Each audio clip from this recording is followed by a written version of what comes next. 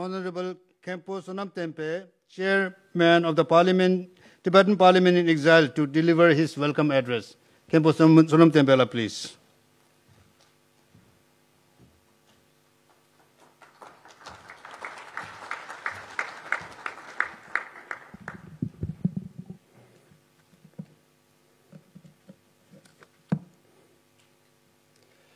Ninja Jimbo, Teddy Nimi, his own Melam Jimbo, Wajar to Pegatang, Sendishim, the Temba Tuja Jalan Shosum Che. Trashidele, everyone. Konnichiwa. Most Honorable Akiko Sento, the Chief Guest, Member of the House of Councillors, former Speaker of the House of Councillors, Japan, Honorable Aki Abe, Special Guest, former First Lady and the wife of the late former Prime Minister of Japan, Shinzo Abe, Honorable Ontani Chunjun, 25th Chief Abbot of the Higashi Hoenji Temple, Honorable Yamatani Hiroko, Chairperson of the Japan Parliamentary Support Group for Tibet, Honorable Yamada Hiroshi, General Secretary of the Japan Parliamentary Support Group for Tibet, Honorable Pemba Tsiri, Session of the Central Tibetan Administration, Deputy Speaker Dhamma Tsiri, Minister of Information and International Relations Nonjin Dhamma, Honorable Members of the Parliament and dignitaries present here today. It is great honor for me to welcome you all, the distinguished parliamentarians, honorable guests, and media from around the world to the 9th World Parliamentary Convention on Tibet. On behalf of the Tibetan Parliament in Exile, I would like to express my heartfelt gratitude to each of you for taking time out of your busy schedule to show your unwavering solidarity and support for Tibet. Due to election and parliamentary session in various parts of the world, many of the lawmakers could not make to this convention. However, many parliamentarians have sent a virtual message to make their presence felt to show their solidarity with Tibet's fight for freedom. We also have some former parliamentarians who are staunch Tibet supporters attend this convention. At this convention, we will feature a heartwarming writing message from His Holiness the 14th Dalai Lama, a Ido skinny on Tibetan democracy, and compelling first-hand testimony of China's human rights violations shared by former Tibet political prisoner Namshila. Taking this opportunity, I once again would like to thank each one of you for valuable presence here in this convention. The World Parliamentary Convention on Tibet is held mostly every 3 years to actively engage lawmakers of democratic countries to garner coordinated support for Tibet cause. The first WPCD was held in New Delhi, India in 1994, and the 8th WPCD was held in Washington, D.C., USA in 2022. The then U.S. Speaker, Honorable Nancy Pelosi, Honorable U.S. Representative Jim McGovern, along with around 100 participants from 28 different countries, made their support for Tibet clearly felt during the event. Additionally, a congressional hearing on Tibet was convened by the Congressional Executive Commission on China, where Professor Michael Van Wall-Park, Professor of International Law and Executive President of KARDAC, and Professor Hon Shan Lao, retired Chair Professor of the City University of Hong Kong, presented their research evidence that historically Tibet was never part of China. In 2024, the U.S. Congress passed the History Reserve Tibet Act, I extend my heartfelt gratitude to the bipartisan members of the Congress for their support of this highly significant legislation. The Act challenges PRC's claim of Tibet being a part of China since ancient times and highlights Tibet's history as an independent nation.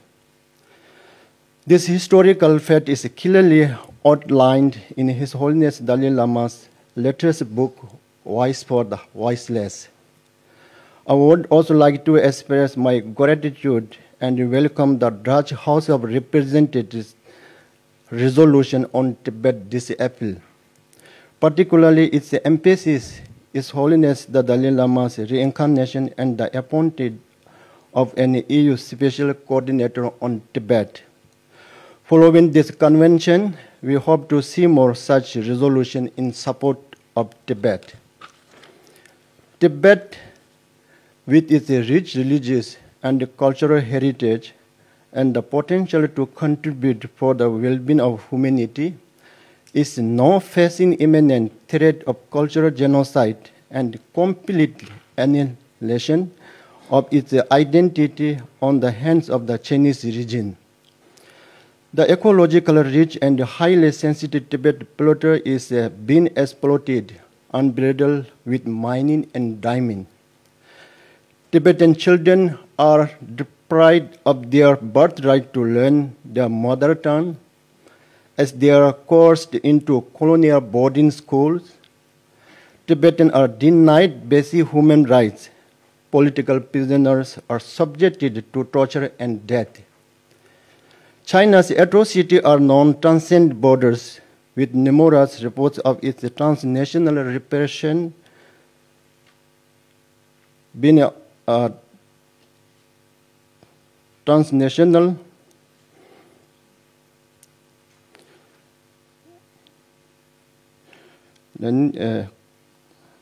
China's atrocity are transcend borders, with numerous reports of its transnational repression been acknowledged and condemned by multiple countries and the international organizations, including Canada, several European nations, and over 15 human rights groups. National Cyber Security Center of United Kingdom has issued an advisory warning against spyware targeting Tibetan, Uyghur, and Taiwanese communities. Meta's latest threat report also highlights China's efforts to target His Holiness Dalai Lama and the Tibetan exile community with misinformation and Chinese propaganda. On March 28, China's State Council Information Office issued yet another white paper on Tibet, asserting CCP's control over the reincarnation of Tibetan lamas, claiming development in Tibet and accusing His Holiness Dalai Lama and Western nations of attempting to separate Tibet from China.